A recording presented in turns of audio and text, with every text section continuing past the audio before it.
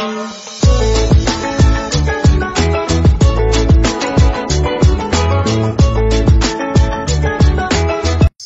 The lord.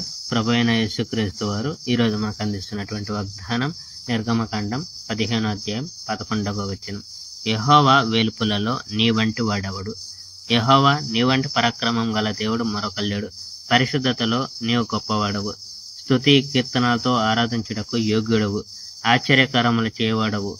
నీకు సాటి వేరెవరు లేరు. నీ కుడి హస్తాన్ని పైకెత్తి ప్రపంచాన్ని నాశనం చేయగలవు.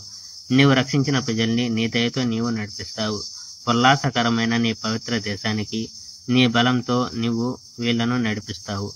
ఈ గాథను ఇతర జన సమూహాలు వింటారు. ఎంతైనా వాళ్ళు భయపడతారు. ఫిలిప్తీ ప్రజలు భయంతో వణికిపోతారు. తరువాత ఎదోమ నాయకులు భయంతో వణికిపోతారు. మోయాబు నాయకులు భయంతో వణికిపోతారు. కనాను ప్రజలు తమ ధైర్యం కోల్పోతారు. ఆ ప్రజలు నీ బలాన్ని చూసి భయంతో నిండిపోతారు. యెహోవా ప్రజలు దాటిపోయేంత వరకు, ఆ ప్రజలు నీవు దాటించేంత వరకు వాళ్ళు బండల మౌనంగా ఉండిపోతారు.